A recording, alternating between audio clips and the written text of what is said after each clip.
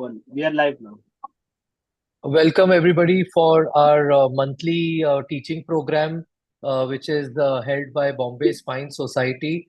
It is a dedicated teaching program, basically aiming at fellows and fellow level candidates. But of course, everybody learns from it, as do I. And at various stages, you can pick up different points from the teaching program.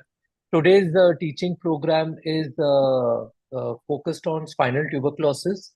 I want to thank every one of you who's attending here, and I want to thank our faculty in advance. Uh, we have Dr. Tanay Prabhoo, Dr. Pradeep Singh, Dr. Kumar Shetty, and of course Dr. Abhay Nene, who's our senior faculty, who will be taking us through the presentations and the cases. I also welcome Dr. Amit Sharma and Dr. Kshitij Chaudhary, who are senior team members of Bombay Spine Society. Without of course, also thanks to our sponsors for helping us in making this program from Akila Intas company. Without much ado, let's go on to Dr. Tanay Prabhu, who's a spine surgeon here in Bombay. He will be talking to us about the etiopathogenesis and epidemiology of spinal TB. Over to you, Tanay.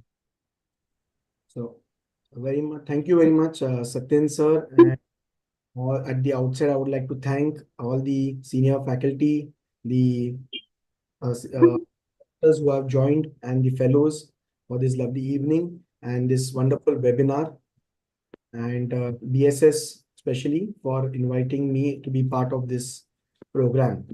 And before I start the presentation, I would like to tell this that we always like to share a lot of interesting things with the people, fellowships. And I realized the importance of this tuberculosis when I went back 8 years back in 2016 to Australia. And I realized when I did a presentation coincidentally again on tuberculosis, that not only the residents, but even the senior faculty, that is the professor levels, all of them were so much glued, because when the presentation got over, they asked me, how many cases do you see? And I asked them, how much do you all see? So the professor said, I have seen one or two in the whole year. And then I realized the sheer importance of tuberculosis of spine, where we practically see one or two even a week, especially in the government, even more. So I realized that this is such a big problem in our country and in various developing countries, and even in the international now it is coming. So they were very, very interested. So before starting this topic, I wanted to share this story and the importance of tuberculous spine. So I will just start my presentation, which is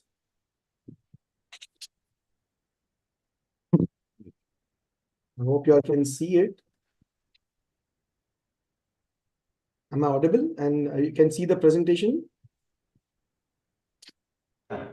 Yeah, we can see that. Great. So I'll be talking about the epidemiology and etiopathogenesis, or the pathology and anatomy of tuberculous spine. And before that, I would like to just give an introduction, then go to the epidemiology, followed by etiopathogenesis or the pathoanatomy, and end it with what is a cold access. So existence of tuberculosis goes back, way back, even in the fact of when the times of mummies from Egypt and Peru, that is dating way back in 9000 BC. It is also described in our own Indian medical treatise, that is the Chakra Samhita and Shushruta Samhita, again dating back way back 1600 BC. That's how old this condition is. Whenever we mention about tuberculous spine, and this person or Doyen who is described this is Sir Percival Pott, described the tuberculous spondylitis and its clinical presentation of paraplegia in patient and the kyphotic deformity which is associated. You can see that dating back was 1779, even before even the X-rays were even diagnosed. So that is how well this person has described the condition. And now the X-rays came back way later in 1800s by Dr. Roentgen. TB has become an international concern. I just mentioned it's not only now in the developing countries, it is spread all over the world, even in US, Europe, even in the other Western parts, just because of the global migration phenomenon. Supports disease, as it is called, is caused when the vertebra becomes very soft and collapses as a result of caries and osteitis. Typically, we know it is because of Mycobacterium tuberculosis, MTB, and this disease develops the kyphosis or the hunchback. Just like the picture on the right side, you can see the young boy who is having a hunchback. There are various different names. I think the fellows should know how it can be also otherwise described. The other names for pot disease are pot syndrome, Pott's caries, Pott's curvature, angular kyphosis, kyphosis secondary tuberculosis, tuberculous spine, and tuberculous spondylitis, which is classically described as. Coming to the epidemiology, the incidence is so much on the rise. The tuberculosis in India in 2023 is close to 28 lakhs and is constantly rising every year. Way back in 2016, it was estimated by WHO, the World Health Organization, that 10.4 million new TB cases are there. Of course, as described, the European contributes only 3%, while the Southeast Asian region, which is is 47% of the global burden. The disease commonly affects the males more than the females. Unfortunately, 2 million deaths are almost seen every year. And as we mentioned, it is in the poorer or the developing countries like around Southeast Asian region, African region. That is where the more number of patients are there. The HIV is commonly associated, and the patients which have got CD4 count of almost 50 to 200 CD4 plus are very, very prone to having tuberculosis spine. So this is the incidence and demographics. The location, we know that there are two parts. That is most common is the lung affection, and the extrapulmonary, which we are going to focus on, is 15% of the patient of TB will have extrapulmonary involvement. Is the most common area is the thoracic spine, as we know. Then it follows by the lumbar junction, and then you go ahead with the cervical. The spine is more commonly affected compared to the other joints, that is the hip and the knees. 5% of the TB have got spine involvement. So this is another place where we must know where the location is there and the percentage. The risk factors which are commonly involved in this are endemic tuberculosis. If there is poor socioeconomic conditions, diabetes goes hand in hand. Those who have got very high diabetes, they definitely have chances of having tuberculosis. Steroid use, any chronic diseases, especially like chronic renal failure, kidney diseases, immunosuppressants, if the patient is there, and IV drug abuses. Those patients are having risk factors of this. Just to highlight them, I wanted to keep one slide for all the fellows.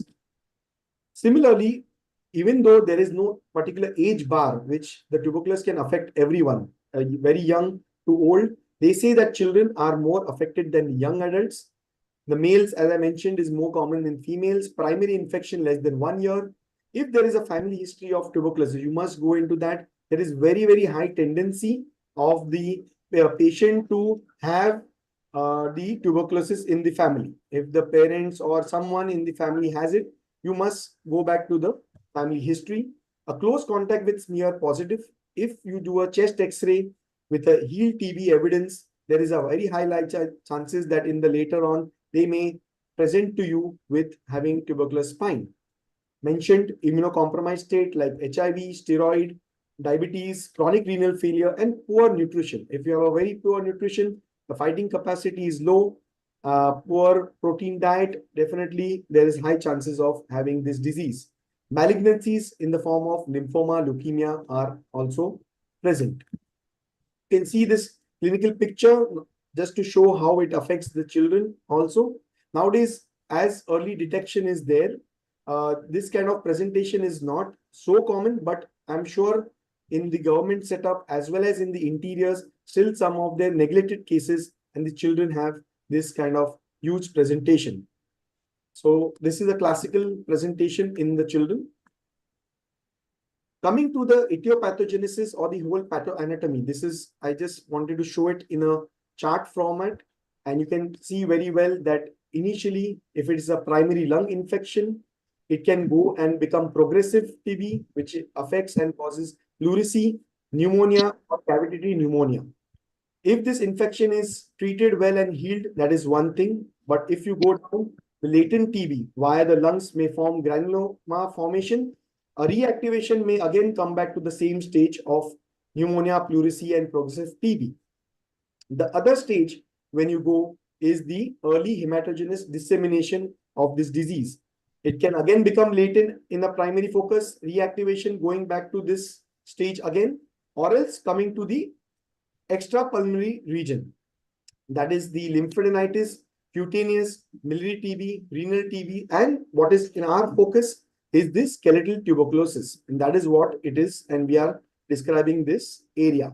And that is known as the spinal tuberculosis or the Pott's disease. So this picture, if you can, if any of the fellows would like to take, I'm happy to share in the end the presentation also. And you can take a snapshot of this picture, which will give you an idea.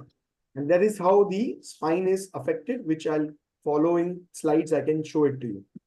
So the early infection usually begins in the metaphysis of the vertebral body. It spreads under the anterior longitudinal ligament and leads to either a continuous multi-level involvement of the vertebrae or a skip lesion or a non-contiguous segments, that is around 15%. A huge paraspinal abscess always is usually associated with tuberculosis than the other pyogenic conditions, and it's quite large. Initially, it does not affect the disc space. It is usually in the antero-inferior portion of the vertebral body. That's where the region is affected. And gradually the end plate is affected, and then it goes slowly spreading across. The common ones are the paradiscal, the anterior regions, the central regions are the common type of lesions which we always encounter. This disease usually results from the extraspinal source of infection and hematogenous dissemination. It manifests as a combination of osteomyelitis and arthritis involving not only one vertebrae, but it can also involve, as I said, multiple vertebrae which are there as the disease progresses. The anterior aspect of the vertebral body adjacent to the subchondral end plate is usually the affected area. Tuberculosis is spread from the areas to the adjacent intervertebral discs, and in adults, it is usually this disease is secondary to spread from a vertebral body, as I mentioned. In children, the disc being vascularized can be the primary site. So depending on what age group it is, you will come to know what is the area which is commonly affected, and that helps in our further diagnosis. Progressive destruction then will lead to finally the collapse as shown in the previous picture of the child, the vertebral collapse, and in the end it forms kyphosis, commonly in the thoracic region.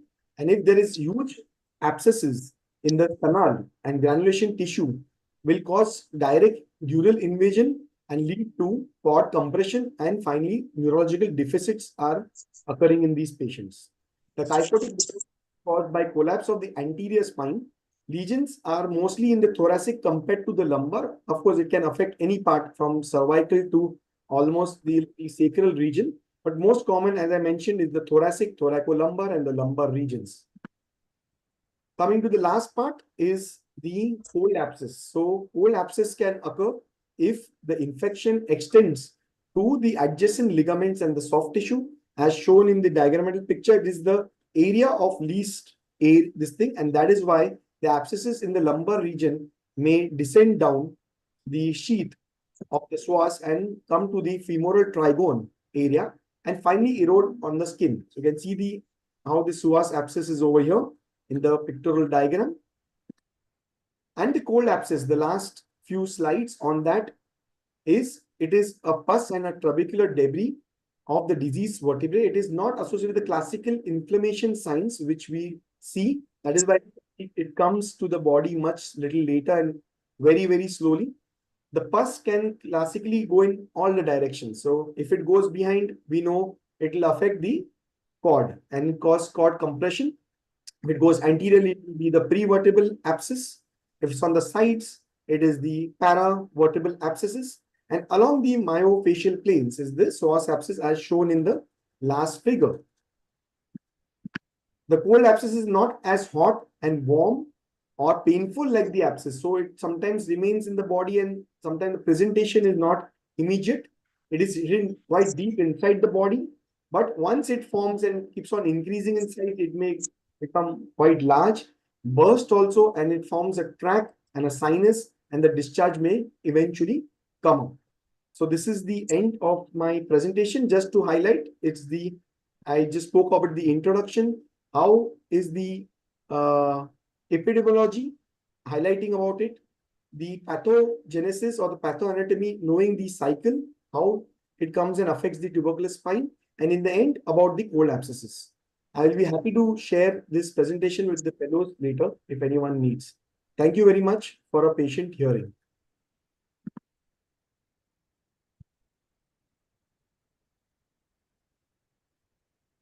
Sir, should I stop? Thank you, Tanay. Yeah, thank you, Tanay.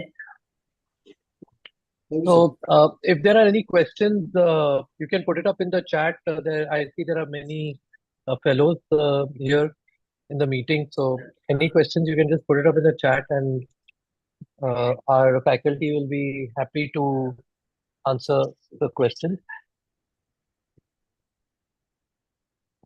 So, while we are waiting, I think we can go ahead with the next talk about diagnosis of spinal tuberculosis, and after the second talk, we can take the other questions. There are some questions on YouTube as well.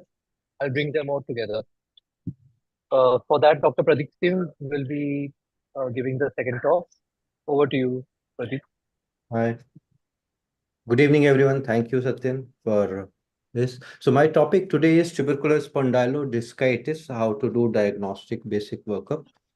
So learning objective of this talk would be to understand basically overview of the disease, which already done by Dr. Tanay, how would be the basic workup done to start with, any cases, and microbiological diagnosis, how is made, which is the ideal scenario to, the cases wise, and then, diagnostic modalities, CT, MRI, or PET-CT or so, imaging technique, how to go about this, and framing on algorithm in order to, streamline the steps how to go ahead with the this diagnostic workup. So start with the overview. So as we all know, the tubercular spondylodiscitis is one of the is rather most common form of extrapulmonary tuberculosis. I would say it represent very serious disease that requires early diagnosis, because the complication which would lead to greater morbidity, and then that can lead to severe functional impairment. So definitive diagnosis is often difficult in spondylodiscitis because of the non-specific initial clinical early manifestation. So non-specific, we just can't relate with the spondylodiscitis things. Low index of suspicion, especially if the non-specific clinical symptoms, because of which the suspicion index is quite low. Long-standing chronic pain, which is not too bothersome for the patient and so for the clinician also. So we neglect such chronic pain. Constitutional symptoms often associated with such symptoms, and atypical presentation, like many of the patient with having spondylodiscitis present with the hip pain, sometimes with the knee pain, and the abdominal pain at times. Eventually, the fate of disease would be, there would be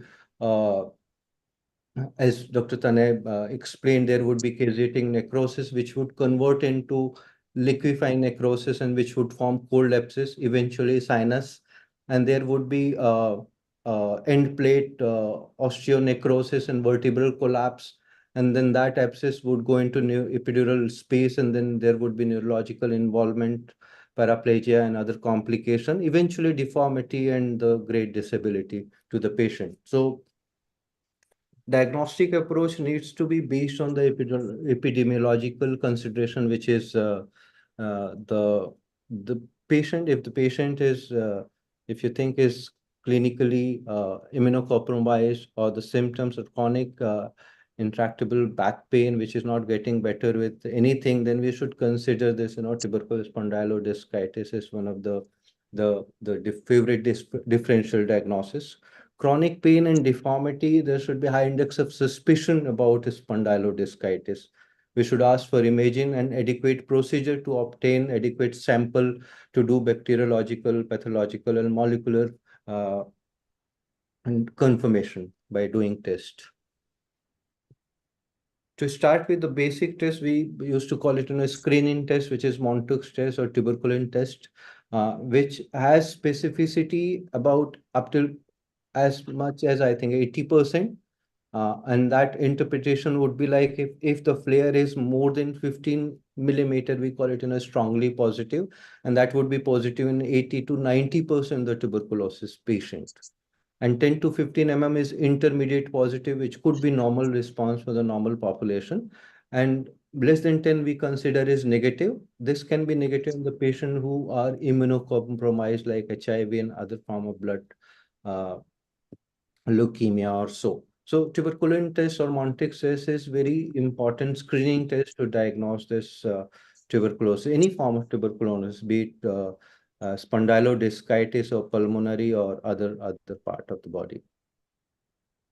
The basic blood investigation would include ESR. ESR is mostly is quite raised in most of the patient. Above 100 is, we call it, significantly raised. But this is the ESR is important because treatment response can be measured by serial ESR, right? So the ESR would improve with the course of treatment. So this is one of the important tool for measuring the outcome and response of the treatment. CRP is one of the sensitive indicator for diagnosing any inflammatory disease in the body. So CRP is one of the thing. And apart from that, there are certain blood tests, which are all PCR tests, the golden tube and the IGRA test, which is interferon gamma release assay test. This is basically to understand or to diagnose latent tuberculosis, which is in the past, even healed past tuberculosis would come positive. And this has no practical value as far as treatment planning or management is concerned. And this is very important diagnostic modality where we take sample out of the disease, maybe sputum in case of spondylodiscitis, maybe biopsy sample or the during surgery, whatever material we got, we send this for acid fast bacilli, which has specificity up till 99%. And this is the gold standard, I would say. The first investigation to be sent would be AFB staining. Gene expert, which basically measures the resistance to rifampicin.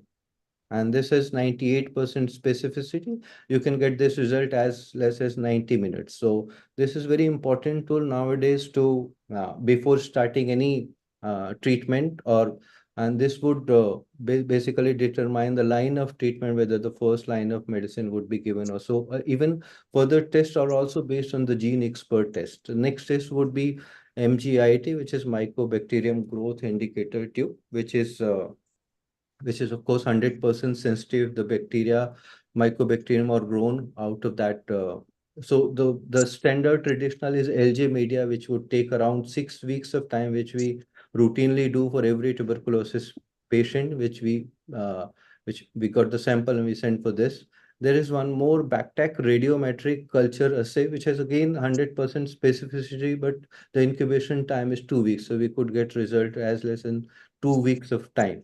But this is very important when the gene expert test comes positive for the rifampicin resistance, then these growth culture would be important to send these tests for further investigation, which is measuring the resistance against INH aminoglycoside. These 4 drugs basically are tested by this test line probe assay LPA test, quinolones, rifampicin again, and then aminoglycoside and INH. Further, to test drug susceptibility test, which is, we call it, DST, the 13 drugs, first and second line drugs are tested, and it's a susceptibility to that Mycobacterium tuberculosis, whether it's really resistant or sensitive to these medication or not. Of course, these are sent after the culture is isolated. The biopsy, of course, allow therapeutic. This is therapeutic value also, because large paraspinal abscesses, we can always drain them up, and then this would decompress that area, and the symptoms would be lesser. However, there should be the basic principle of the biopsy, which is nowadays CT guided biopsy is the most common and the preferred modality of taking biopsy. I think the route should be the principle of course, include route of the biopsy should be safer one. So transpedicular route we choose for the lumbar spine, and costotransverse route is for the thoracic spine we choose. For cervical or upper thoracic spine, we can choose an interior approach, right? The target area should be where as Dr. Tanay explained that, which is the most vascular area where the tuberculosis is more common, which is end plate, in the corner of the end plate and disc complex. We should target that area, or if we see the paravertebral large abscess, we can just target that paravertebral abscess and get the sample out from there. Type of uh, uh, needle or trephine biopsy can be used for sclerotic region, as we need to negate there would be a lot of resistance because the bone is so strong, and then scleroting that region. Throughput biopsy can be taken from the lytic lesion. Of course, detailed labeling should be done, and then for the histopathology, the formalin 10% should be used. Otherwise, all other tests can be sent in normal saline, uh, which is microbiology or culture or AFB staining test can be done. The histopathology is typical of the tubercle, which eventually would form fibrosis, and then there would be caseating granulation tissue exudative, which eventually would form granulation tissues, which would uh, find the least resistance path, which is myofascial plane, source abscess, epidural space it would go to. So imaging is, we need to have very accurate interpretation, which is required for this imaging and for that we need uh, better understanding of anatomy and the pathophysiology to understand this better, because this imaging would be directly related to the type of disease we are dealing with pathophysiologically. Sometimes the disease has hematogenous spread, sometimes it's direct contiguous, sometimes it's iatrogenic, which is post-operative thing. Sometimes, post-puncture changes we could appreciate there. So the basic thing what we uh, obtain or gather information in imaging is lytic destruction, which is the most vascular and most favorite part of the tuberculosis, which is around end plate or anterolateral corner. And we would appreciate anterior wedging, which is due to the cortical destruction and the bone resorption. And there would be collapse of the vertebral body. There would be reactive sclerosis. Then, since this disease or mycobacterium has low virulence, so there would be, the bone has some time to react it, and there would be reactive sclerosis to this lytic process. There would be enlarged abscess shadow with or without calcification. There would be end plate osteoporosis. This space would be reduced or destructed. There would be focal kyphosis because of the vertebral destruction, and this, of course, would be at one level or multiple level, or maybe there could be skip lesions also we may observe. The X-ray would be the basic thing, and that what we observe in the X-ray in this particular this thing we could see in AP view, and then probably pathology is there though we can't localize pathology here, but it may be the lower cervical and upper thoracic lesion, and you can see the paravertebral fusiform swelling all around, and the lateral view you see the superior mediastinal shift anteriorly, and the trachea is pushed anteriorly. So X-ray would give such information here, which is vital information. And then again, oblique view there, and you can see the erosion of the vertebra in this oblique X-ray. This vertebra, which is confirmed on the CT, this anterolateral, which is the most vascular part where the tuberculosis actually starts, shows changes. So early things can be picked up on the X-ray if we see carefully. And you see the adjacent bony destruction, lower end plate of this thing, end plate erosion here. You can see the focal kyphosis here, and you see the loss of disc space here. You see one isolated bony collapse, the bony destruction along with disc space destruction. In APV, you confirm the same. So this is vital information here and if you give if you take standing X-ray, and this would give the information about any instability or the kyphosis also. You can witness here the focal kyphosis at these two vertebral level. The CT scan is basically provides much more bony details, irregular lytic lesion, and disc collapse, disruption of bone circumference, and calcification is specifically in the paravertebral abscess. The calcification is CT scan is more superior than MRI to delineate these calcifications. It can, however, not better than MRI, but we can understand better the epidural and paraspinal area on CT scan. However, it reveals very early radiolucency, and loss of end plate definition can be very well appreciated in the CT scan. So early diagnosis possible using CT scan. As I said, is more effective for defining the shape and the calcification, which is, I would say, is hallmark or pathognomonic of the tuberculosis, which can be picked by the CT scan. You can see the bony destruction here in the mid-sagittal view and the coronal view. And the axial view also, you can see the different bony destruction. However, the canal looks clean here. Another CT scan, we see large paraspinal lateral abscess with the calcification shadow. And you can see the CT scan shows the intracanal encroachment by these bony fragments or maybe calcification here, and which is confirmed by MRI. So CT scan is one of the important tool to delineate the soft tissue calcification, and then it can, if there's some situation where we can't, the patient can't afford MRI, if the implant inside or some heart disease or something, or a patient is claustrophobic, the CT scan gives vital information, and that would be helpful in managing such patient. So the type of pathoradiological destruction, what we can appreciate on CT scan would be, there would be bony destruction as we see in this CT scan. Osteolytic lesion can be very well appreciated on CT scan.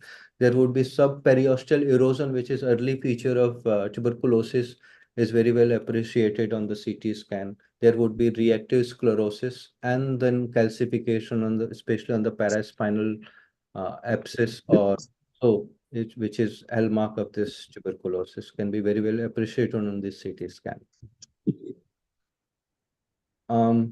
Of course, this would be more significant in managing such thing, but this would delineate, CT scan would delineate the number of fusions happened and number of vertebral body involvement.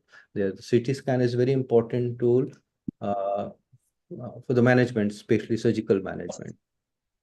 The MRI basically combines very high sensitivity and optimal or satisfactory specificity, I would say. However, MRI is not at all specific for the infection, but still MRI give us some anatomical consideration, anatomical personality of that abscess or the disease or in three-dimensional pain.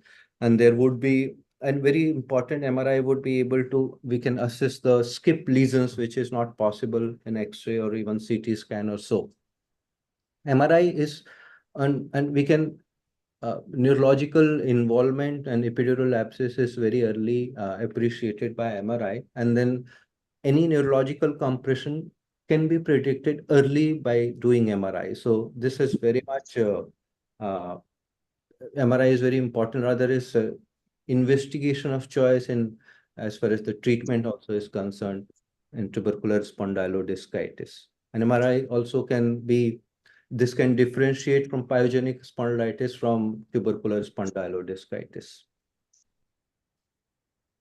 The three things which would strongly suggest the spinal tuberculosis, which is subligamentous spread of abscess and vertebral body collapse, the large abscess collection with a thin abscess wall.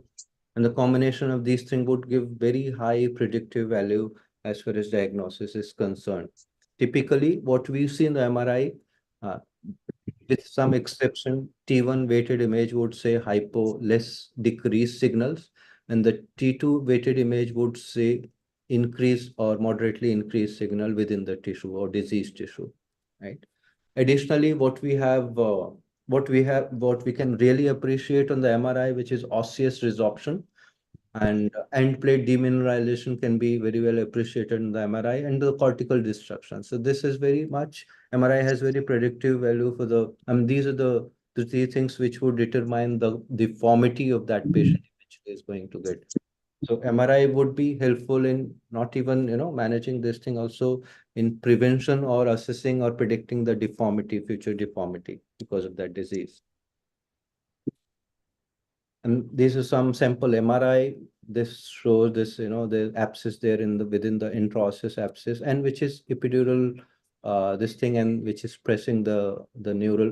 You can see clearly neural compression here. The coronal view, which says the soft tissue abscess in the sauce. This is sauce abscess on bilateral both sides, and then axial view suggests the same. This is again this parasagittal section, which shows this there would be intraosseous abscess, which is enhanced by giving the contrast here, and which shows the intracanal presence of this abscess. Again, this is the epidural abscess. The abscess, intraosseous abscess, also can be appreciated. And if we give the contrast here, and then you can see the enhancement of abscess and the epidural enhancement. There's some multiple abscesses you can appreciate here, which is not appreciated on the non-enhanced, non-contrast MRI.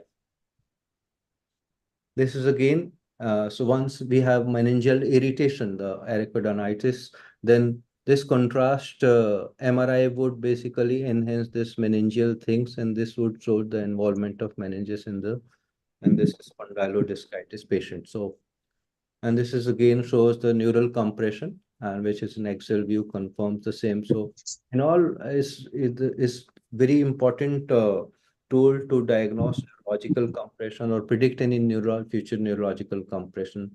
As I said, skip lesions are very well appreciated here. You can see the skip lesions here.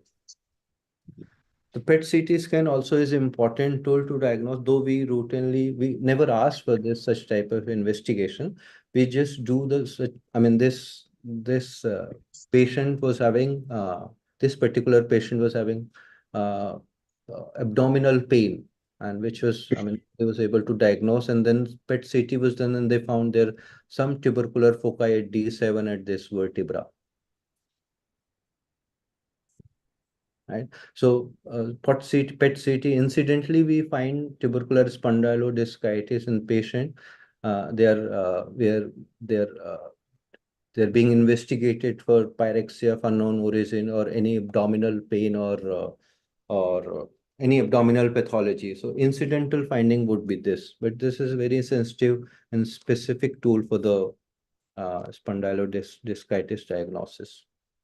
So this algorithm, how we start, so suppose we get any patient and we have high index of suspicion of tuberculosis, the basic blood work that include ESR, CRP, and then tuberculin test also we should include. And then this should be followed by primary series of X-rays, stress X-ray, which is standing also CT or MRI, and followed by we should ask for the CT guided biopsy, and we should send these sample for these four things. Which is acid fast bacilli gene expert test to check rifampicin resistance, histopathology, and the AFP culture. Fifth thing, also gram staining should be sent for to rule out any pyogenic thing. If the patient is gene expert positive or AKT response you think is inadequate or inappropriate, we can send further test for this line probe assay or drug susceptibility test. So this is all about this thing. Thank you very much for your patient hearing. Any question? Thank you, Pradeep.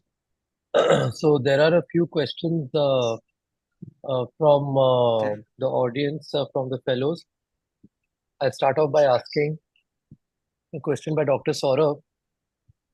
Okay, what is the significance of a weak positivity of a gene expert test?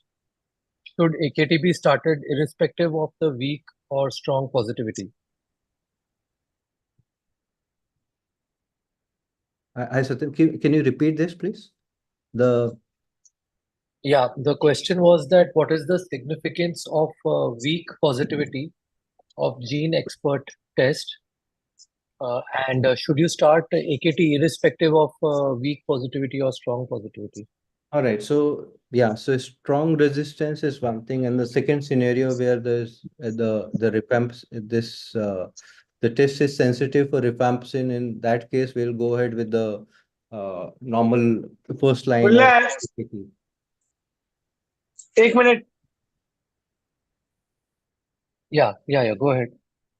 And in case we get weak positive for rifampicin resistance, I have discussed with my tuberculosis pulmonologist colleague, and then we go ahead with the first line of treatment, and we wait for the response of this first line drug thing. And then if you get adequate response, we continue that as we are doing for the normal rifampicin sensitive patients. And if we get some suboptimal response of these medicine, then we'll go for the line probe assay or the DST test, and then we go for the Great. second line if at all it is required. Great. I think it's very important to work with your pulmonologist to make sure that you are on the right track in terms of your medical management, as you rightly said. Yeah. Another question was about the tuberculin test. You have mentioned about taking it as something for screening, a Mantoux test or a tuberculin test. I mean, how useful is it? And do you actually use it in your practice? So again, if I refer my patient to my pulmonologist, they always ask for this tuberculin test, irrespective of anything. So, however, this has only screening importance. I don't primarily ask for this. They only do this workup.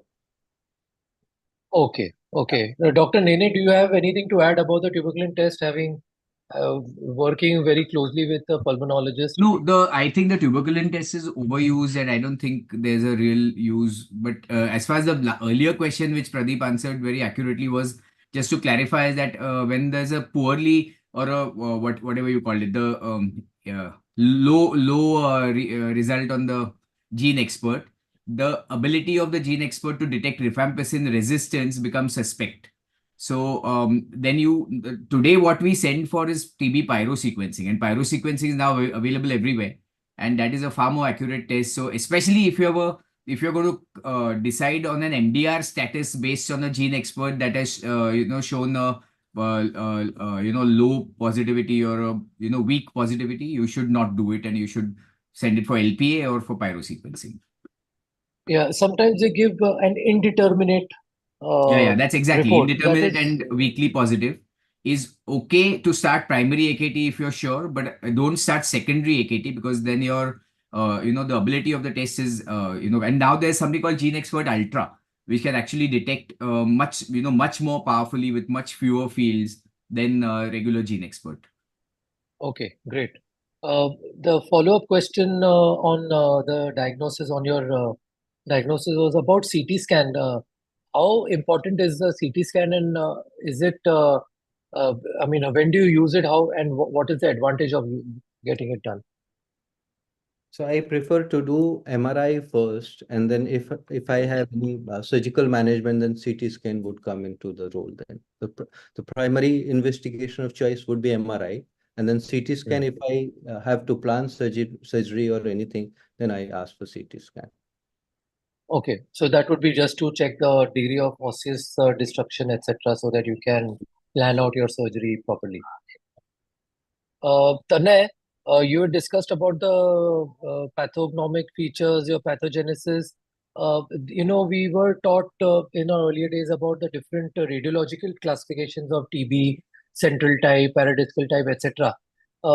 Is it still an important aspect in our understanding? And is there any difference clinically and prognostically if, with regards to that? So as you saw in the diagrammal picture, and the where it is commonly affected, as we always see, is the end plate and the anteroinferior part of vertebral. So everyone always comes to that disc area and all, but I think, as I pointed out, the children are having more affection on the disc, and the adults or the young adults and the other are more in the vertebral section or the metaphysis, and it's always on the end plate, anterior-inferior, and then it can be in different regions. So it affects the anterior, it can be either central type, and it can, if there's a formation ahead and forming the abscesses, it can go in just below the anterologidal ligament, forming the abscess over there. And of course, it can affect the posterior part as well, and that is why it goes into the canal or the posterior elements. But commonly, it is affecting the vertebral area. So these are the classical ones which highlighting, that is the paradiscal, the anterior, the central type, and that's how usually it is seen and classified as. And it's still, that is what we always see in the images, in the MRI picture also, X-ray picture, you can see classically that is the area which is commonly affected, sir.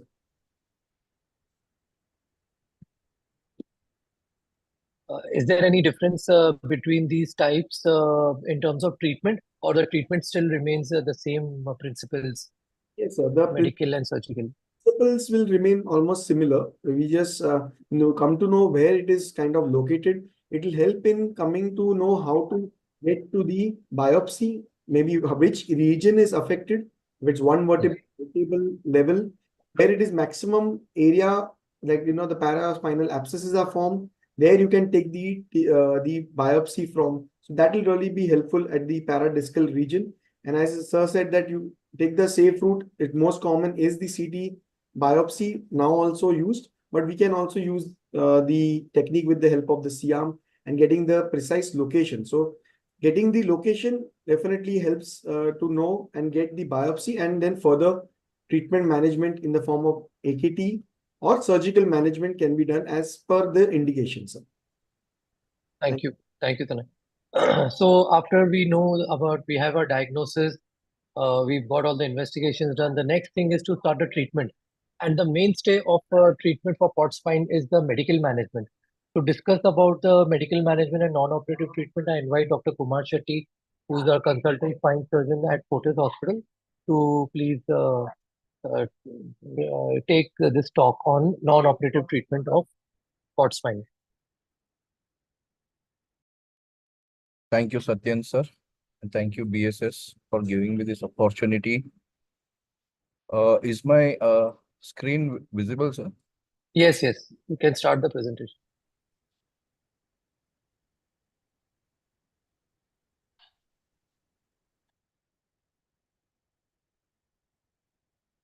So the topic for today is non-operative treatment in spinal tuberculosis. Historically, tuberculosis has been there since mankind has arrived on Earth. So treatment is described like a pre-chemo era and a post-chemo era.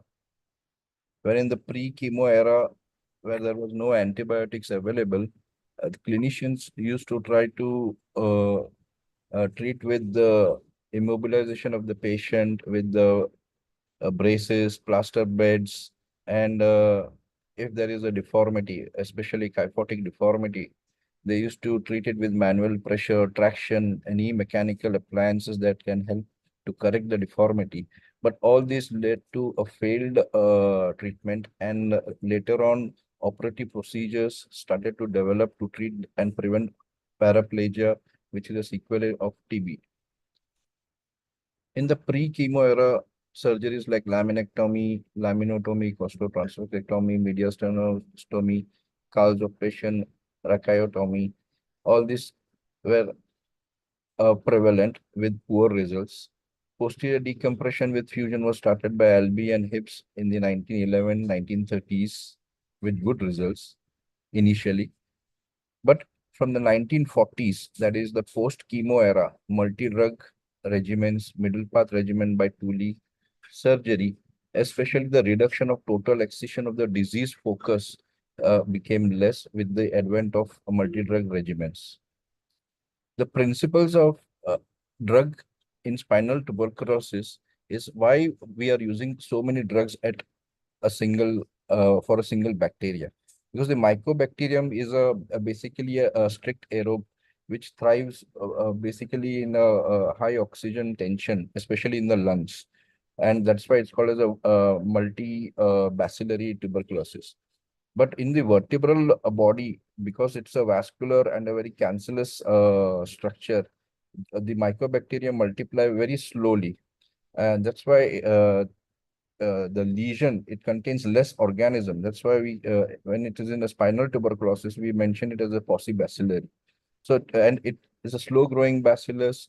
It takes around 18 to 20 hours for replication. Lesions grow slowly. Most antibiotics do not penetrate the wall of these organisms, and they thrive. And actually, the within the macrophages which protect the bacilli. So, multi-drug chemotherapy was the mainstay in tuberculosis.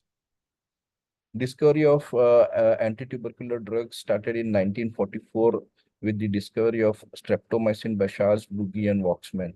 It was a milestone in the tuberculosis.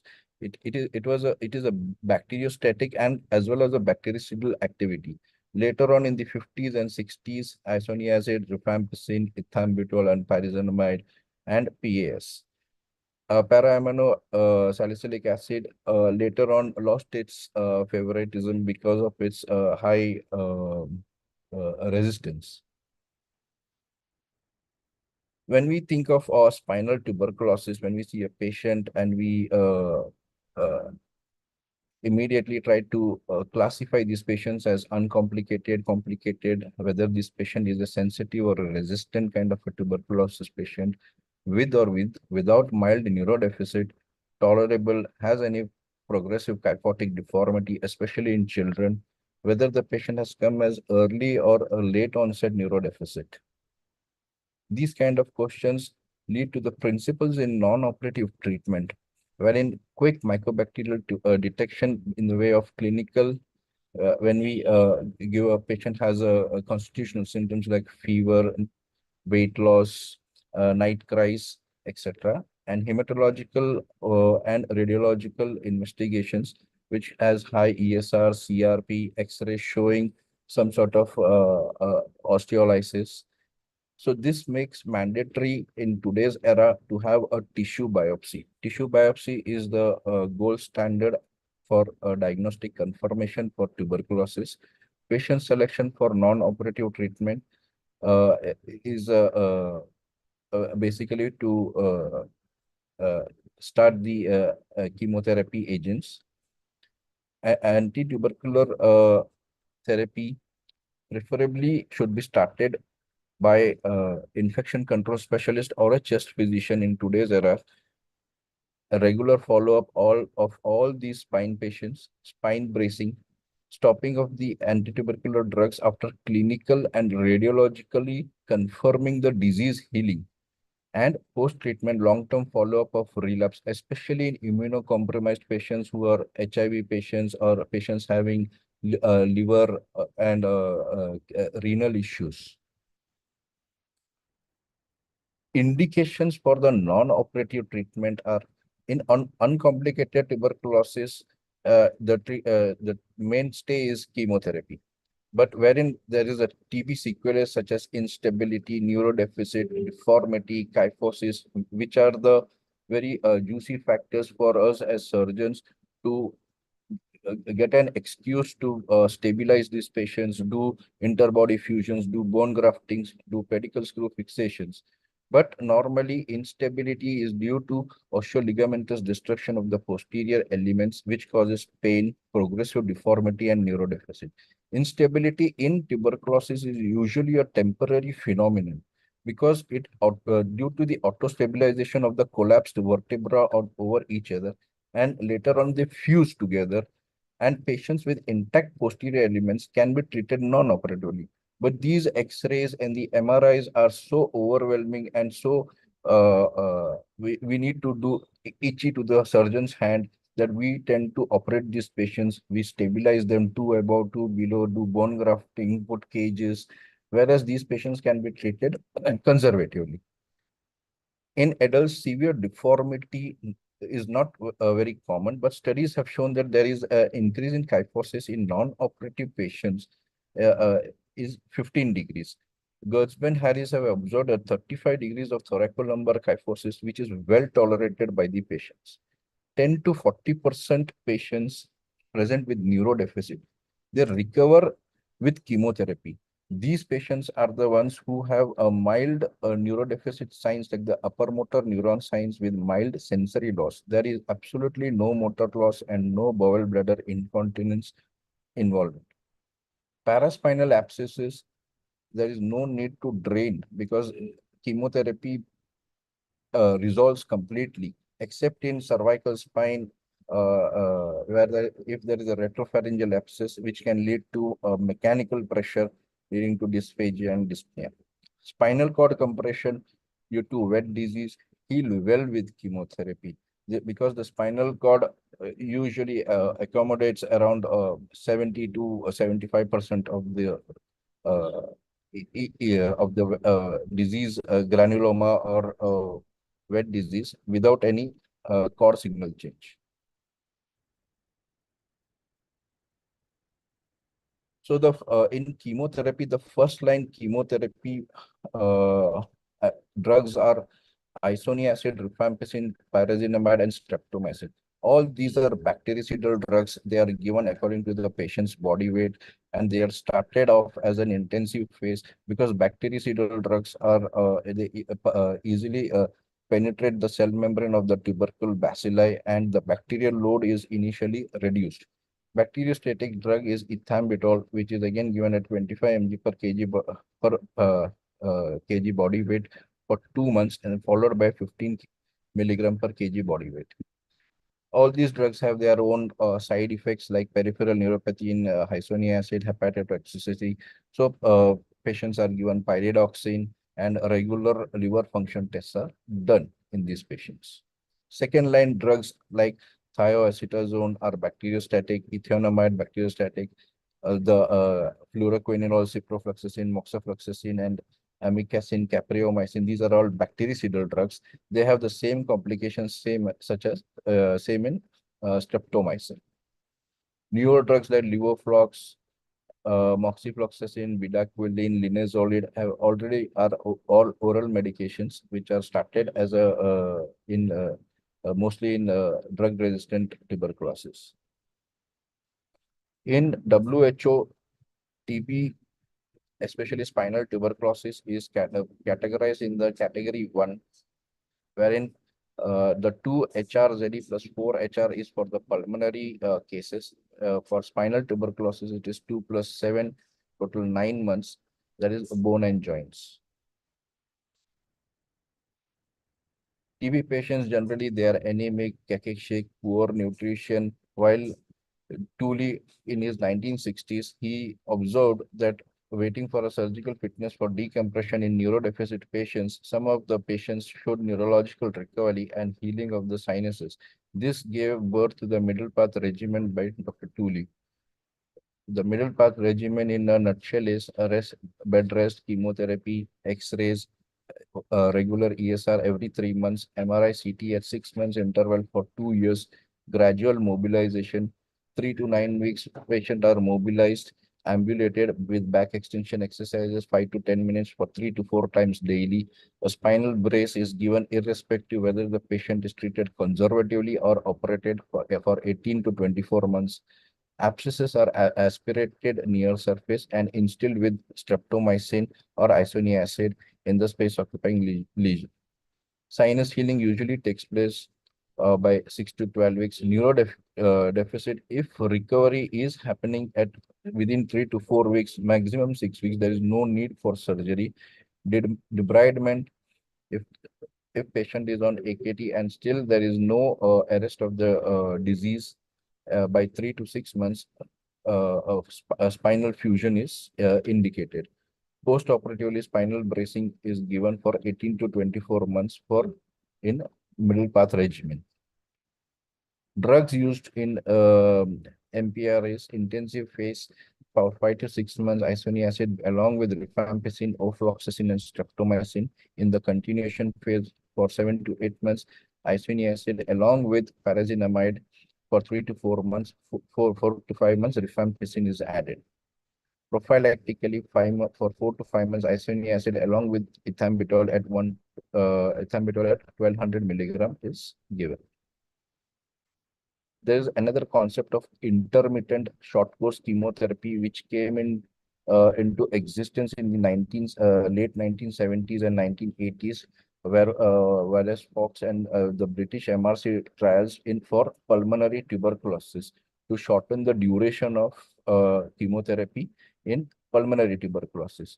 But why the short course chemotherapy was the need of the time to improve a patient compliance, low failure rate, lower cost, lower incidence of drug resistance, and there is a lag effect in Mycobacterium tuberculosis, wherein the effect of most anti-tubercular drugs lasts for some time, even after discontinuation of the medicines.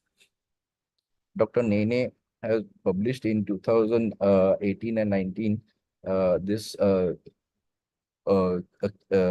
pilot study wherein a 6 versus 12 months anti-tubercular therapy. It was a randomized control trial, a short duration.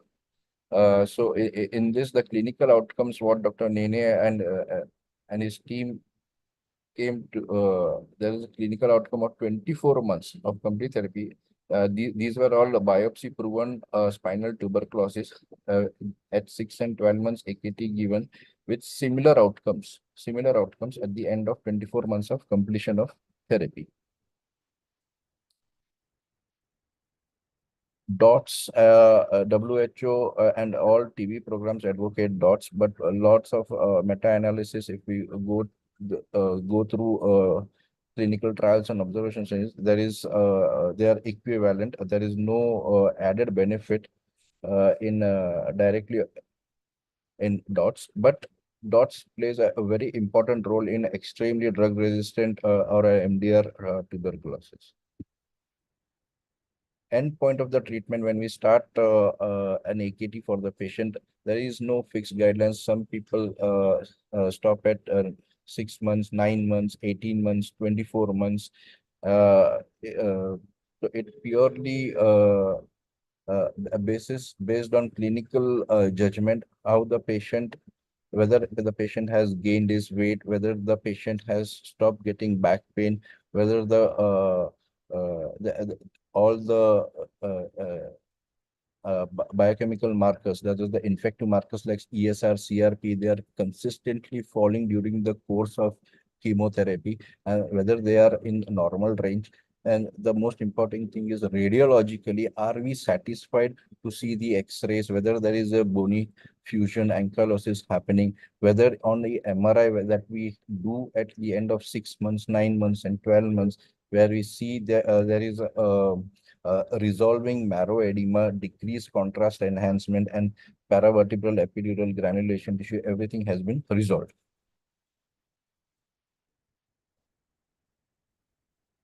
Then the other challenge in tuberculosis is the drug-resistant tuberculosis. MDR is nothing but resistant bacilli that is resistant to the isoniazid acid and rifampicin. XDR is extremely drug-resistant tuberculosis, which includes MDR, isoniazid, rifampicin, along with one fluoroquinolone and one injection of the second-line drugs. Total drug resistant. As of today, there are no drugs available. Especially these cases are seen in Africa. This is another published paper by Dr. Uday Pawar, Dr. Kundani, and Dr. Nene on MDR TB, where the 5 indicators of successful outcome. Just to briefly mention, these indicators are to judge the successful outcome in an MDR TB. First is the progressive clinical improvement after 6 months of chemotherapy, radiological improvement during treatment, strain resistance to less than 3 anti-tuberculosis drugs, use of fewer second-line drugs in the regimen, and absence of regimen changes during the treatment. As the results of ambulatory chemotherapy are comparable, so all the TB patients without neurological complications are actually treated with non-operative treatment plan. These cases are operated only when we are in doubt about these lesions. There are panvertebral lesions, TB spine with severe progressive kyphosis, or failure of conservative treatment. Ancillary treatment in children and adults are, as usual, we give them braces, we supplement with vitamin D, and protein supplementation is given. To monitor the treatment response of spinal tuberculosis, all cases are monitored every 2 months. Clinical assessment is done. Hematological parameters are seen, ESR, CRP, whether they are gradually falling. The liver function test to see whether the chemotherapy agents are not affecting the liver functions. Radiologically, appearance of the remineralization, the vertebral body disc margins are appearing sharp and sclerotic features. Imaging normally, MRI is performed at 9, 12, and 18 months. The failure of the conservative treatment is usually the reasons are inappropriate treatment. Many a times, uh, clinicians may be giving a therapeutic where the dosage of those medicines are not according to the patient's body weight. So, an inappropriate treatment or lack of knowledge, exposure to the pulmonary MDR TB, infection in immunocompromised patients such as HIV and other liver or renal issues. That is why it is very important to it should not be a solo a patient tuberculosis patient should not be treated by a single doctor. I think it should be a multidisciplinary approach along with your physiotherapy, your chest physician or an infection control specialist and a spine surgeon together. Uh, when the patient, whether it is a cervical, dorsal, or a lumbar spine involvement, we always try to protect our spine with braces, whether it is soft or hard, Philadelphia, so in cases of cervical, Taylor's brace fitted with the auxiliary crutches. We just need to offload that anterior column where the tuberculosis is affecting the spinal column, and anterior hyperextension brace. For the lumbar, again, we have an anterior hyperextension brace, but in elderly people, we sometimes use a frame type heavy belt. The causes and risk factors are poor quality treatment, poor quality drugs, defaulter patients, a weak TB program which leads to low cure rates, unreliable drug supply, diagnostic delay, and poor follow-up and poor patient support. Management of multi-drug resistance TB is usually to refer this patient to a special facility for quality control drug susceptibility DST, susceptibility testing and experience by a clinician who has handled such cases. Drug selection must rely on previous treatment history, results of DST, and evaluation of patient's adherence. There is a long list of general guidelines of MDR and XDR management. This is usually done by the pulmonologist and the infection control team.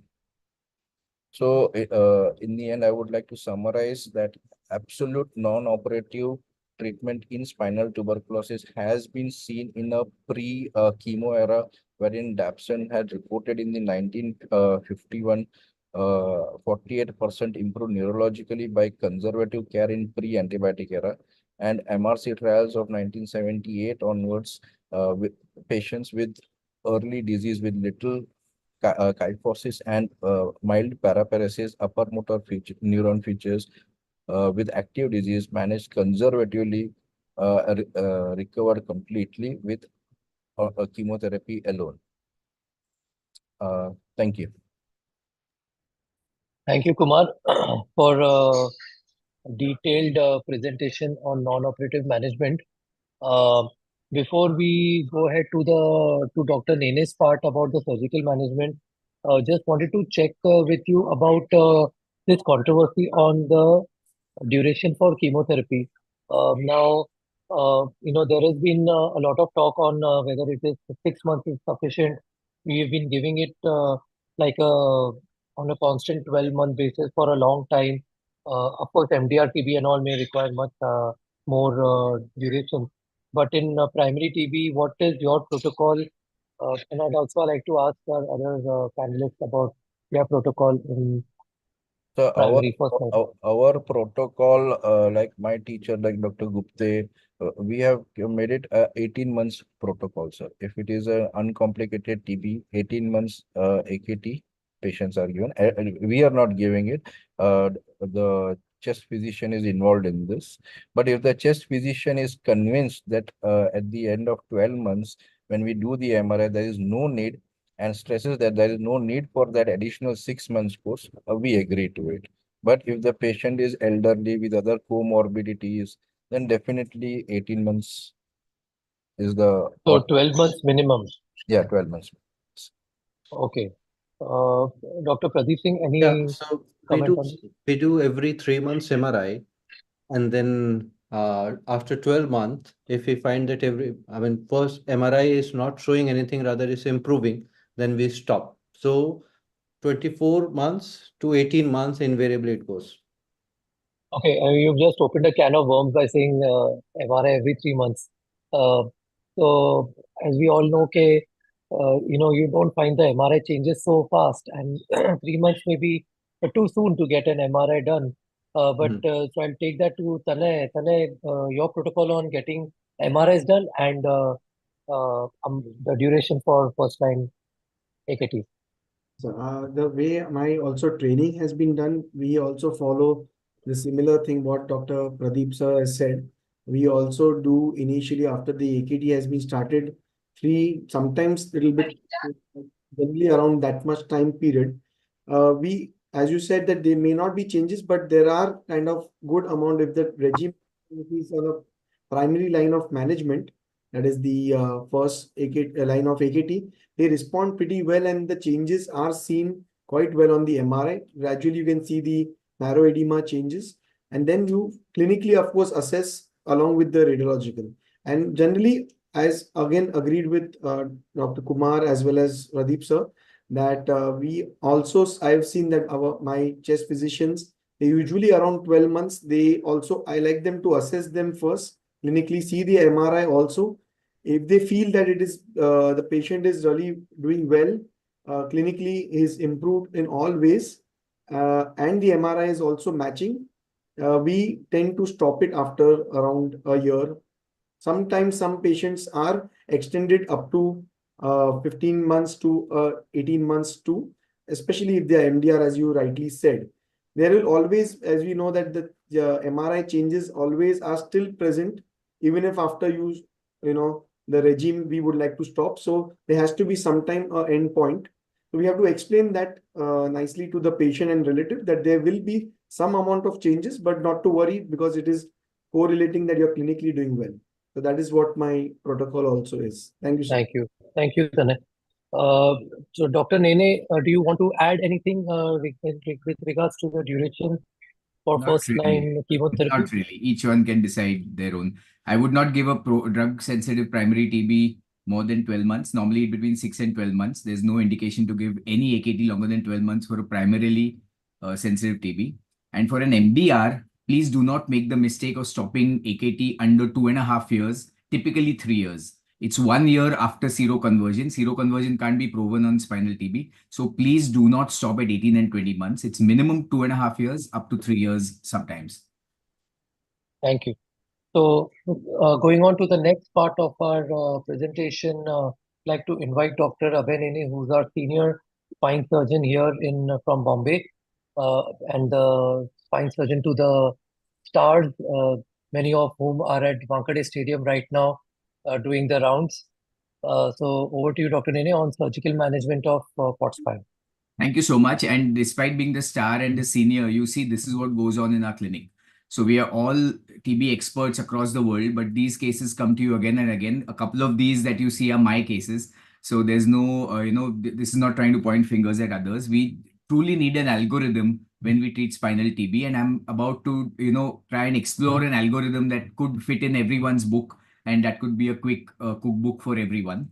Just to reiterate what our excellent speakers before me said, that the indications of surgery in spinal TB today are very clear. Significant neurology or worsening neurology. Bony compression, this gets missed out. If there's bony compression, it's not going to resolve with AKT. Unknown diagnosis sometimes, deformity and instability. Instability, remember, is a transient concept, as Dr. Shetty pointed out, and deformity, of course, is a permanent and a progressive concept. The surgical goals in spinal TB, you should not lose track of this. That, priority-wise, the first goal is adequate decompression typically. The next is to get adequate tissue for diagnosis. The next is to reconstruct whenever necessary. The next is to fix and make it, stable, and then back up with correct AKT. I think if you remember these 5 goals in that order, you will probably get your act together and get it right. The decision makers in a surgical approach, what approach do you do? That depends upon whether the lesion is wet or dry, which is active or healed, whether there's kyphosis that needs to be corrected, and of course, the comorbidities of this patient and the demands that his back is going to have after you plan the operation. And we have a very easy blueprint published in the JBJS in 2001 by my boss, Dr. Bhojraj, which is quite easy, an oversimplified approach, which works in 80% of your cases. If it's a pure anterior lesion, you can go ahead and do a pure anterior surgery. If there's a global lesion with kyphosis in a fit patient, you can do a back and front approach. If it's a global lesion with kyphosis in a poor risk or a comorbid patient, you can do a back approach and only take away the middle column and not reconstruct the middle column. And in pure posterior regions, which are quite rare, you do a pure posterior approach. Now, this is a simple way, but I'm going to show you some cases and then we'll move into some complicated situations. So rarely you see a pure posterior element tuberculosis, and it's a simple surgery here. Sometimes this spreads along a very long segment, and here you may be entitled to doing a short laminotomy and putting in catheters and try and take away the soft abscess. But sometimes you get wrong-footed, and you have to prove that this is a liquid abscess before you actually attempt this procedure. Because if you're stuck with granulation tissue, you'll be doing half a job. And remember, there's no shame in doing a multi-level hemilaminectomy if you need to, rather than leaving the tissue behind and leaving the compression behind. If there's anterior disease with no significant kyphosis, anterior surgery alone is a reasonable option. You go in from the front, take away the diseased body, put in a graft and put in a screw and rod. And this will shorten the number of fusion levels. And especially in the lumbar spine, this becomes the mainstay of treatment even today when most of our surgeries are being done from the back. If it's a lumbar TB, you can desperately reduce your levels of fusion by sticking to the anterior column, like in this particular lady who's had a bone graft alone, standalone bone graft in the L3 to L5 region of TB. So imagine, and this has healed so well. Now, where does this surgery fail? So if you plan an anterior surgery for an anterior lesion, what are the things or the red flags to look out for? So it is global instability. So sometimes, like in this particular situation, though I must admit that later we found out this was not TB, it was a GCT. This child or this girl was operated in a municipal hospital in Bombay. And, anterior disease, anterior surgery. And you see what has happened here. The anterior surgery is given way to a windshield wiper effect because the posterior instability, which was physiological rather than anatomical, was not identified by the surgeon. So pure anterior surgery will fail if you don't judge the instability correctly. So these are all very gross cases where a pure anterior surgery will fail. This was a more subtle case where you must understand that once translation happens, you need to fix the posterior column. Otherwise, you're going to be in trouble. You can add an anterior to it or not add, but you cannot hang your hat on a pure anterior surgery once translation has happened. So none of these cases, though the lesion is purely anterior, none of these cases are fit for pure anterior surgery. Okay, so this is the case I showed in the webinar some time back. This is my mistake. A girl who progressed significantly very quickly because of an MDR TB, and a pure anterior surgery was done. Here the surgeon, that is me, missed out this interspinous widening and did a pure anterior job, and see how it fails over time. And this should have been supplemented by a posterior surgery. The other situation where a pure anterior surgery fails, and most other surgeries would fail, is if your disease control is suboptimal, which means you have not given the correct TB treatment. Like in this lady, we did a fancy anterior surgery. I was quite proud of myself. You can see it reached 2006, long ago. And I was quite happy to do this all by myself. And everything came out well. But guess what happened? She comes back with significant thoracic radiculopathy. And we had totally missed out on the fact that the report had come and we had missed it because we were celebrating the surgery. It was an MDR TB, and of course, the surgery failed. Now, the second situation is where you have an anterior disease, which often is the case. There is no kyphosis. That is, you don't need to correct kyphosis, and the patient is a comorbid patient, a senior adult. This is the surgery that we propose, which is called a transpedicular decompression. You must realize that TB the bone damaged by TB is going to regenerate with AKT. You don't necessarily have to excise that bone and reconstruct it like you would need in a tumor. So here you leave the anterior column to heal by itself, and you just take away the middle column, which is the offending part, and fix from the back, make use of the uninvolved bones and make a good strong fixation on the tension side of the spine. And this becomes a quick, easy approach to take care of certain, difficult situations. And this is truly the gateway to the spine. So the approach that is done is that you do a laminectomy at the back, you go around the cord and you decompress the middle column, open up the cord, and then fix either short or long, depending on what level you're working on. It's a quick operation. And like in this situation, if you planned an anterior surgery for a 82-year-old lady with unstable angina, you would end up removing 3 mid-thoracic bodies, and it would be hell to reconstruct that. But a quick, long posterior job. Here we've used an implant which many of you are not familiar with. It's sublaminar wires. They tend to slide along the spinal loop rectangle. So even if you have not reconstructed anteriorly and you expect some collapse in the future, this permits that collapse. It's a dynamic fixation for the spine, and it then the TB heals. So the race between collapse and TB healing, invariably TB healing wins, and we are sorted. So here's another lady with comorbidities where we've done a pure posterior surgery, once again using this. This is ideal for the thoracic spine or the thoracolumbar spine, not so ideal for the lumbar spine because you want to save levels there. Now, where does this situation fail? So when you're planning this operation, what is the red flag that you want to use? So the most important is kyphosis. If there's significant kyphosis to be corrected, and you just leave it by doing a middle column decompression, you're probably going to fail. And I'll show you a few cases in point. And the growing spine can stab you in the back, as it would in most situations, because growth is way ahead of surgeons. So this is a boy who, obviously, again, this is a way back dated surgery. I dare say it's in the 80s, done in the 80s by my boss again. And you see a posterior fixation for want of a better option, but no anterior reconstruction. The kyphosis is 45 degrees, and of course, this surgery is going to fail. Here's another one where, of course, this is a recent case, but it's a 5-year-old child. Look at the amount of dirt in the cord, in the canal, and see the amount of kyphosis and the uncomfortable situation where it is, with further disease affecting the cervical spine. So here, despite knowing the principles, in today's day and age, we still had to do this kind of an operation, a fairly tacky job, because there's nothing else we could do. And sure enough, because the anterior reconstruction was not done well, it tends to fail, as you can see here, and it starts to collapse. But there's really nothing we can do about this, and I still don't know the solution to this.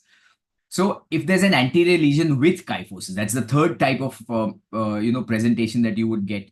You would want to do a posterior correction of kyphosis followed by an anterior reconstruction. Remember, implant is always strong and solid at the back rather than the front, because in the front, the bone is diseased, the bone is inflamed, and your implants are going to be cancellous single point screws compared to multiple pedicle screws on pristine bone at the back. Also, the ability to correct from the back because of the longer lever arm is far more superior than from the front. So I would actually challenge surgeons who treat these patients with pure anterior surgery. It's really it's a lose-lose situation. You're getting the worst of both. So correct the kyphosis from the back and then add an anterior column, which could be done by a P plus A single stage job or a P alone job where you do the A reconstruction either by reconstructing from the side or by closing the wedge. All right. So if you do only posterior, you would either want to close the wedge and get the biomechanical alignment sorted, or do a reconstruction from the front, especially as you go down in the lumbar spine. So the P plus A surgery gives the most ideal anatomic reconstruction, 360 degree fusion. You can minimize your levels of fusion, and there's no cord retraction, except that it's hard work and it's a double stage surgery. So most of us have gone away from that, but these are some historical cases again from our unit. A long posterior followed by a rib graft and a thoracolumbar approach in the front. Here's a classic lumbar spine. That's a Steffi plate you can see there. Again, done in the late 90s, and anterior tricortical graft. These surgeries really stand the test of time. And then in the thoracic spine also, and the subscapular approach from the front, you put in a bone graft or a rib graft. However, today, most of us would do, an osteotomy like this. So this is a healing TB, but with progressive kyphosis in a younger child in the thoracolumbar junction. So you choose to do this kind of an operation where you go, through the disc rather than the pedicle. So it's not truly a transpedicular decompression. It's a wedge osteotomy between the pedicles. It's almost like doing a extended T-lift in the thoracic or thoracolumbar spine. Put in your screws and then close that wedge like this. And by doing this, you've filled up the anterior column. there's no anterior void left, and you've recorrected or you reconstructed the biomechanical axis. So the chance of this failing is very, very low. So that's the area that you remove rather than the pedicle per se, and you close down like this. And that's a case in point where the same surgery has been done, and with a relatively short fixation, you've gotten away in this child. And we can do this using spinal loop rectangles also, except that you can notice here, there's a interspinous wire that needs to be, there's an interspinous wire that needs to be used to correct or close the kyphosis. Otherwise, it's difficult to close in on sublaminar wires. And that's the end result. Now, where does a PSO or a pedicle subtraction osteotomy fail in TB with kyphosis? So what's the red flag that you expert surgeons should be looking out for? So the most important is poor bone stock. So again, if you have a patient with, with poor bone stock, an osteoporotic elderly person, I would still say you may want to use sublaminar wires. We actually have a publication on this, how sublaminar wires can bail out failures of screws. So this kind of a thing, I think all of you who have done enough surgeries have seen, it's the new problem for surgeons. And a PSO here, I think, is going to be battling against that implant, and there's going to be a problem quite often. And also, there's too much kyphosis to be corrected. So PSO can take care of 20 degrees maybe of kyphosis, but like a 70, 80 degree kyphosis, a PSO is a poor option, though sometimes you can get away, but sometimes you cannot. Like in this child, which is truly a high degree kyphosis, this is a tacky job, and the patient is still left with a poor sagittal balance. And, but once again, for want of better options, we actually went in again and put in the rib graft, as you can see from the front. These are our Vadia hospital cases where Dr. Arjun Dhavle has been, the major contributor. But, we struggle sometimes with these cases. All I'm saying is that these are not great candidates for PSO. Also, it fails when the anterior bone defect is very large. So if you do try and do a PSO in this situation, you're going to be left with a big gap in the front, as this X-ray here at the bottom left. So you rather reconstruct this gap. And in these specific situations, a transforaminal reconstruction of the anterior defect is a better option rather than just trying to close in on the gap. And you need to make a distinction between this situation and the prior situation using, very kind of an intuitive surgical mind rather than trying to go at how many bodies are, involved, etc. For example, here, there's no PSO available because it's a disc vertebral lesion. So you're going to have to marry a disc with the bone. That's not going to work. So this is not a situation where a PSO will work, and you will have to reconstruct the anterior column. Also, this is in the lumbar spine. So you want to get a good, strong reconstruction. So the sooner you learn the art of putting in a cage from the back to the front, the more successful cases you would have in spinal tuberculosis. Here's another lady. Think about it. Can a PSO work here? It cannot. There's a large bone defect. You'll end up crushing the roots if you just close this in. So you need to maintain the length of the column, and that's only possible if you reconstruct the anterior column. And again, this procedure fails. This is one of my first cases. I'm the surgeon here. I'm the culprit. And you can see that sometimes it's very difficult to find the slot where you can put in your cage because everything is destroyed. And I was, I think, a bit, callous about choosing this patient. But this lady had a cardiac surgery done. So anterior surgery was contraindicated. So that's in my defense. Fortunately, this lady stood the test of time, that cage hanging at the edges. I've got something with cages, you see.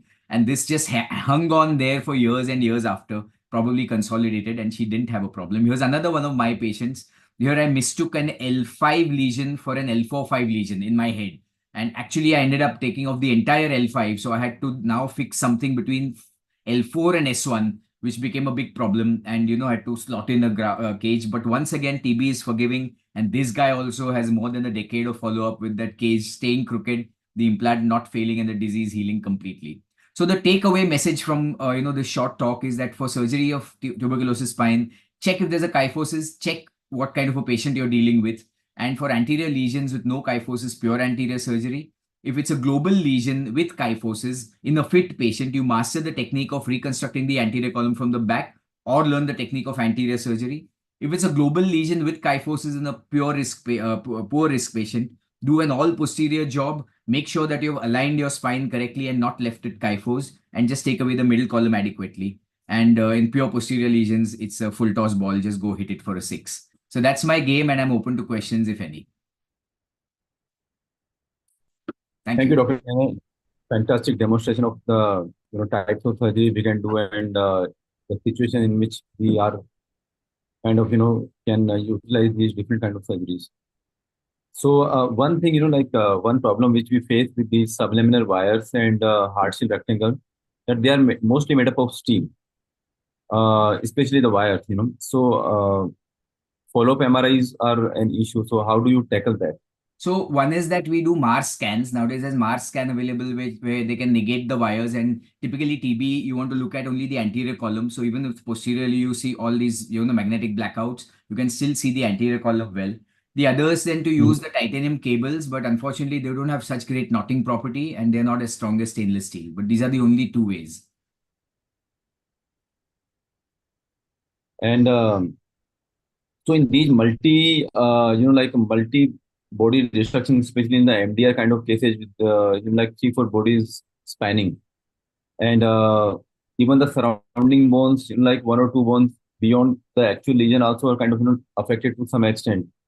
And I mean, doing a big reconstruction in these kind of situation is probably not feasible. So how do you deal with these kind of patients? Do you ask them to do bed rest, let the lesion consolidate? No. I mean, I would fix long, wait for it to heal, not fuse, and then take away the implants. That would be the best recoup because TB reconstructs itself. And if there's, of course, if there's kyphosis, you're in trouble. Like you saw in one of the patients, 5-level lesion with significant kyphosis, you can't do this. But in a multi-level lesion with, compression or instability, because bed rest, we have a paper on that. Morbidity of surgery depends on the pre-surgical bed rest time. And you, just like in a transcervical fracture in the hip, you want to quickly operate them. Old people with tuberculosis, you want to quickly get them out of bed. So you do a long fix. It's called a splinted surgery. We call it a splinted surgery. Just a long fix, don't fuse. Let the AKT take over. Once it heals, have the option. Sometimes you need it to take the implant off. In an old patient, sometimes you don't even need to. So even if you had to go back in and do the anterior reconstruction, probably or the magnitude of the reconstruction will be, like much shorter. Absolutely. And possible. Thank you. So it's already 10 o'clock. We are kind of, supposed to have some case presentations also. I think Priyank is not attending. So Dr. Nene, do you have a couple of cases, like by 10:30 we'll finish off this meeting. Oh, I'm So sorry. if I can look up cases, but I didn't know that. Okay. So Priyank said that. Otherwise, like it was a fantastic thing. All 4 of you presented the thing so beautifully that a lot of concept got cleared in our mind about the TB spine. Even like I was also listening in the background and a lot of new things to learn from like every time somebody talks, like we can take some points home. Tanay, anything you want to add? I think everything has been described pretty well with the introduction to the epidemiology, to the diagnosis, what we must know, the key point that is biopsy is the keystone, whatever way we have to do it today's time. You can't just start the AKT. And that is the primary thing. Unfortunately, some places where the facility is not available, many still do AKT regime has been started.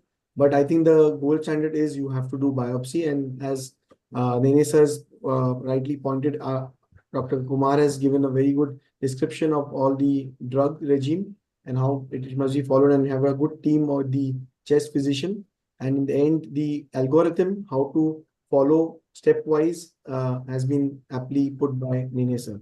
So I think it's overall, I think if you have heard all the talks, it's I think you will get the gist of the whole tuberculosis spine to the fellows. So Dr. Nene, we can skip the cases. I mean, we can just have the Because I have, if you 5-10 want, minutes of but I think discussion. it's going to just be the same discussion again. I've pulled out several cases now, but I think it's going to be the same discussion. So Now, another thing which I personally wanted to ask is you don't get your gene expert is negative, and you are waiting for the 3 weeks and 6 weeks culture followed by sensitivity, and unfortunately that also comes negative, and you radiologically you are certain that it is probably TB. So would you start empirical 4-drug AKT and then like do the sequential MRIs, and how will you deal with this kind of patient?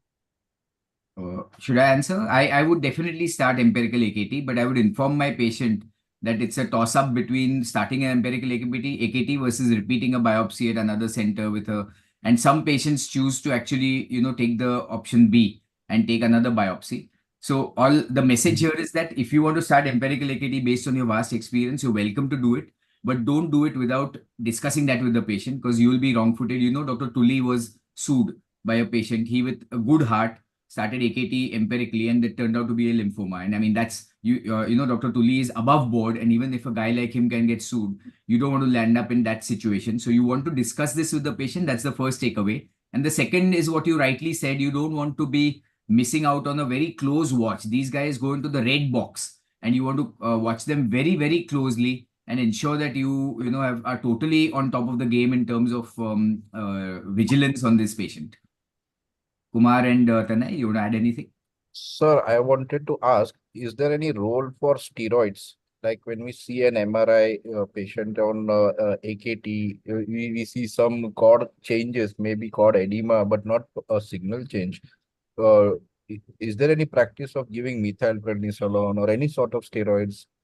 Maybe, So in or our is it beneficial? in our practice, we use steroids for patients who come with hyperreflexia, means who have cord compression on MRI but are walkers, and in your gut you feel that they are going to be, they'll heal with non-surgical treatment. So these people, we often admit them and give them a short steroid, an acute steroid protocol, 1 gram per day for 3 days, and then tapering oral, and then discharge them. And that has worked in our hands, and we bailed out. Actually, we have a publication on that. We've studied 50 consecutive patients prospectively. It's a publication in the I think Asian Spine Journal. I can put it on the group here, which only in 48 we were successful. So these were all patients who had hyperreflexia and who had cord compression, not just CSF ablation, just cord compression on MRI. And we follow the protocol of admission, 3 days of methylprednisolone, and discharge on oral. But of course, all were maintained in close vigilance. And the two who failed actually were not maintaining vigilance. They didn't maintain a close follow-up, and they came back with a neurology. So that's my role. I don't know. Pradeep may have something else, because being a neurosurgeon, he may have a yeah. Yeah, I have a question. So is there any role of intraoperative steroid, especially while correcting kyphosis? So that is because you get wet in your pants. I don't think there is a good, scientific explanation, but I think all of us go. I give it. I totally use it, Pradeep. And what do you use? I mean, So again, short methylpred. So it's 1 gram methylpred at, in 200 cc normal saline over time. But I don't think, if you're mucking up as a surgeon, I don't think it's going to bail you out. But we still use it because, we are scared. I mean, that's the direct answer. We have a question from the audience that does the chronicity of neurodeficit affect the decision of conservative versus surgical management? I think Kumar can answer it. He's the conservative guy. so. Pardon? So, could you repeat the question, sir? Yeah, so question is that does the chronicity of neurodeficit affect the decision between conservative versus surgical management? Definitely, sir. I mean, in today's practice, definitely, if there is even 1 grade fall of, if there is a motor loss, definitely, if there is a proximal girdle weakness, if patient is not able to walk, even if there is no bowel bladder incontinence, I personally don't take any chances. I go ahead and decompress and do the job. The guy here is asking like chronicity, like if the lesion is long, the patient has neurodeficit in long time, will you be more inclined towards surgery or non-surgical method compared to the neurodeficit of short No, duration? I mean, I would definitely. There are. We have seen patients. I have come across 2 or 3 patients. Patients have been on AKT for 6 to 8 months, progressively neurodeficit with wheelchair bound, and with a good amount of granuloma in the dorsal spine. I went ahead, I decompressed, debulked. AKT was again reinitiated by the chest physician. Some amount of from grade 2 patient have come to grade 3, grade 4. But I don't know whether it is the surgery that has helped, but or the chemotherapy that has helped. But we have to give a chance for the cord to breathe, I guess. That is on MRI, you definitely see a good amount of granuloma. You see a compression, definitely. I think from the neural recovery point of view, also from that point of view, also the TB is quite forgiving. I had a patient higher C23 lesion. I had to go like back first, then followed by anterior. C3 corpectomy, C2 to C4 cage and plate and all. And patient was, hardly grade 1 power. 8 months later, patient came to me for follow-up, and then again, hardly any recovery. 8 months after the surgery also. After about 12 months or so, one of his relatives said that doctor, patient has some problem. I said, what is the problem? That she has difficulty in getting up from the wheelchair. I was like, she was grade 1 and she has now still difficulty in getting up from the chair, means that she has grade 4 plus power at least. So till 8 months, patient didn't recover.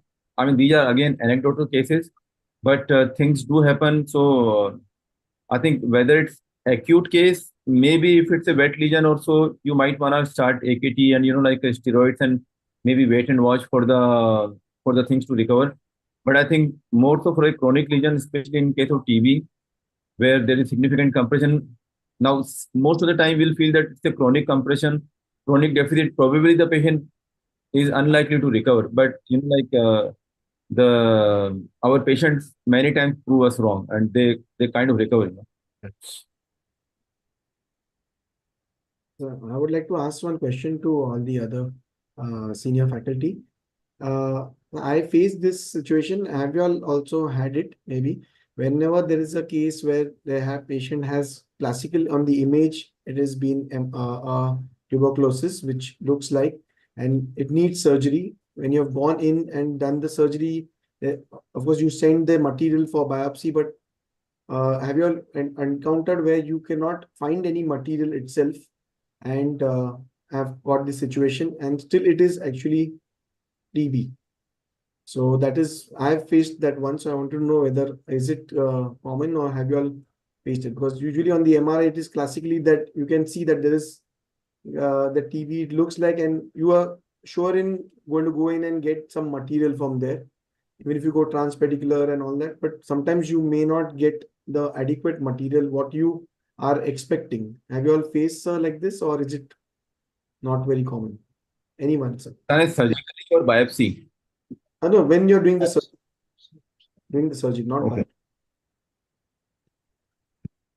Pradeep, any such encounter? Yeah. So there's such many cases, I think, So I expect a lot of, pus coming out or white thing I would expect, or caseating necrosis. I don't get anything which is actually should look like tuberculosis, but eventually it comes out to be tuberculosis in histopathology and gene expertise. So it happens many times.